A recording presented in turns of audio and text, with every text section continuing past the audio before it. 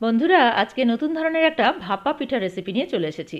স্টিলের গ্লাসে সুজি দিয়ে খুব কম সময়ে মাত্র 30 মিনিটের মধ্যে আর খুব সহজে কিভাবে এই রোল পিঠেটি বানিয়ে ফেলবেন চলুন দেখে নেওয়া যাক। বাই দ্য ওয়ে, আমি নাফিসা আর আমাদের channel Flavour and Feast by নাফিসাতে সবাইকে স্বাগত।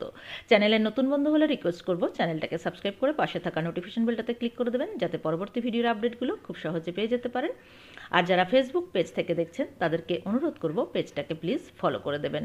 তাহলে চলুন খুব সহজে কিভাবে এই রেসিপিটি বানিয়ে নেওয়া যায় দেখে নেওয়া যাক। প্রথমে আমরা নারকেলের পুরটা বানিয়ে নেব। তার জন্য ওভেনে একটা কড়াইতে নিয়ে নিচ্ছি দুটো মাঝারি সাইজের কোরানো নারকেল। এর সঙ্গে অ্যাড করে দিচ্ছি 250 ml মতো খেজুরের গুড়। আমরা এখানে লিকুইড গুড়টা ইউজ করছি। আপনারা চাইলে পাটালি গুঁড়ো ইউজ করতে পারেন, বা গুড় যদি না ইউজ করতে চান সেক্ষেত্রে চিনি বা বাতাসাও ইউজ করতে পারেন। দিয়ে দিলাম 1/4 কাপ পরিমাণ মিল্ক পাউডার বা গুঁড়ো দুধ। ফ্লেমটাকে মিডিয়ামে রেখে এই পর্যায়ে এই সব কিছুকে একসঙ্গে 4 থেকে 5 মিনিট রান্না করে নিতে হবে। তো প্রথমে দেখবেন একটু জলভাব চলে এসেছে, তারপর এটাকে রান্না করতে করতে আস্তে আস্তে জলটা টেনে যাবে বা শুকিয়ে যাবে। তো ফ্লেমটা মিডিয়ামে রেখে 4-5 মিনিট আমাদের এটাকে রান্না করে নিতে হবে। দেখুন অনেকটাই রসটা টেনে গেছে। এই পর্যায়ে দিয়ে দিচ্ছি 1/2 টিস্পুন এলাচ পাউডার। তবে এলাচ পাউডারটা দিতে না চাইলে স্কিপ করতে পারেন, কারণ খেজুরের গুড়েরই নিজস্ব একটা সুন্দর গন্ধ রয়েছে, তো সেটা না দিতে চাইলে স্কিপ করতে পারেন। এলাচ পাউডার দেওয়ার পর আরও 1-2 মিনিট এটাকে কুক করে নিলাম। তারপর যখন এটা প্যানের গা থেকে উঠে আসছে দেখবেন, তখন এটাকে নামিয়ে ঠান্ডা হতে দিতে হবে। এখানে ঠান্ডা করতে দিলাম। এর মাঝে আমরা সুজির ব্যাটারটা বানিয়ে নেব। তার জন্য একটা মিক্সিং বোলে নিয়ে নিলাম 1 কাপ অর্থাৎ 200 গ্রাম সুজি, অল্প একটু লবণ দিয়ে দিলাম, দিয়ে দিচ্ছি 2 টেবিল স্পুন গুঁড়ো চিনি। নর্মাল চিনিটাকে মিক্সিং জারে গুঁড়ো করে নিয়েছিলাম। 2 টেবিল স্পুন দিয়ে দিলাম, আর দিয়ে দিলাম 100 গ্রাম টক দই। এই সব কিছুকে ভালোভাবে আগে মিশিয়ে নিচ্ছি। তারপর এর মধ্যে অল্প অল্প জল অ্যাড করে একটা সেমি থিক ব্যাটার আমরা বানিয়ে নেব। তো প্রথমেই বেশি জল অ্যাড করলে ব্যাটারটা পাতলা হয়ে যেতে পারে, সেই জন্য অল্প অল্প করে জল অ্যাড করতে হবে, আর এইভাবে নাড়াচাড়া করে মিশিয়ে নিতে হবে। তো দেখুন আমাদের ব্যাটারটা রেডি হয়ে গেছে। এবার এটাকে 15 মিনিট রেস্টে রেখে দেব। এর মাঝে স্টিমের জন্য আমরা প্রিপারেশনটা করে নেব। একটা কড়াইতে একটা স্ট্যান্ড বসিয়ে তার মধ্যে কিছুটা জল দিয়ে দিলাম, দিয়ে এটা ঢাকা দিয়ে হাই ফ্লেমে একটা বয়েল আসতে দেব। এদিকে দুটো স্টিলের গ্লাস নিয়ে নিয়েছি একই সাইজের। এই গ্লাসেই আমরা পিঠেটা বানাবো। এর মধ্যে অল্প একটু তেল দিয়ে দিলাম, দিয়ে গ্লাসের ভেতরের চারিপাশটা অয়েল গ্রিস করে নিচ্ছি। এইভাবে একবার ভাপা পিঠা বানিয়ে দেখবেন, খেতে কিন্তু খুব সুস্বাদু হয়। একবার বানালে বারবার বানাতে ইচ্ছে করবে। তো আমাদের অয়েল ব্রাশ করা হয়ে গেছে। এখন আমরা যে পুরটা বানিয়েছিলাম সেই পুরটা ঠান্ডা হয়ে গেছে। ঠান্ডা হয়ে যাওয়ার পর এটাকে এভাবে একটু লম্বা করে গ্লাসের মাপে একটা সিলিন্ড্রিক্যাল শেপ দিয়ে দেব।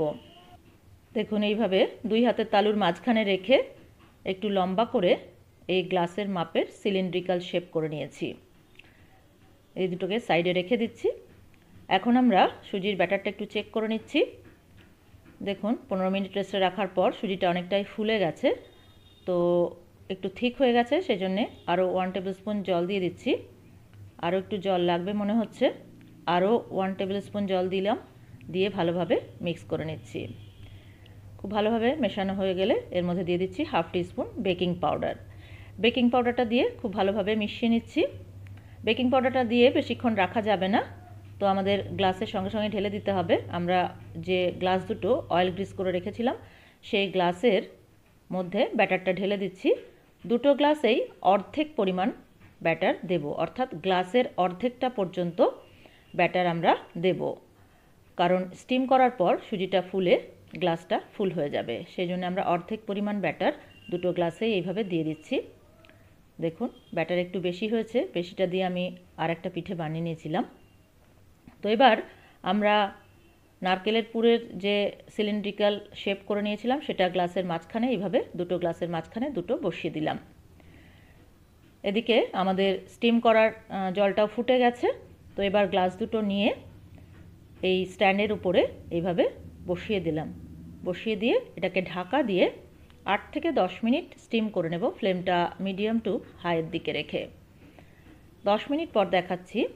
দেখুন একটা কাঠি ফুটিয়ে চেক করে নিচ্ছি আমাদের পিঠেটা রেডি হয়েছে কিনা। দেখুন কাঠিটা ক্লিন বেরোচ্ছে।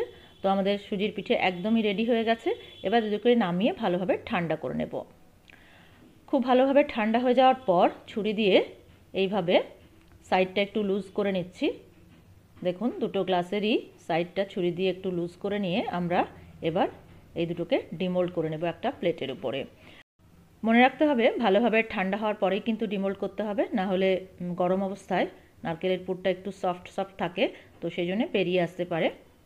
তো আমাদের সুন্দরভাবে ডিমোল্ড হয়ে গেছে দুটো গ্লাস থেকেই। তো আমাদের দারুণ স্বাদের রোল পিঠে একেবারেই রেডি। এবার এগুলোকে এইভাবে স্লাইস করে কেটে পরিবেশন করে দিতে হবে। খেতে অসাধারণ হয়, আর সময় তো খুবই কম লাগে, মাত্র 30 মিনিটের মধ্যে দারুণ স্বাদের এই পিঠে রেডি হয়ে যাবে। তো এইভাবে বাড়িতে একবার বানিয়ে ফেলুন, আর বানালে কেমন হলো খেতে কমেন্টের মাধ্যমে জানাতে ভুলবেন না। আর আজকের ভিডিওটা ভালো লেগে থাকলে প্লিজ একটা লাইক করবেন, ফ্রেন্ডস আর রিলেটিভদের মধ্যে অনেক অনেক শেয়ার করবেন, আর চ্যানেলটাকে সাবস্ক্রাইব করে আমাদের পাশে থাকার অনুরোধ রইল। Thank you so much for watching. সবাইকে মকর সংক্রান্তির অনেক অনেক শুভেচ্ছা। বাই।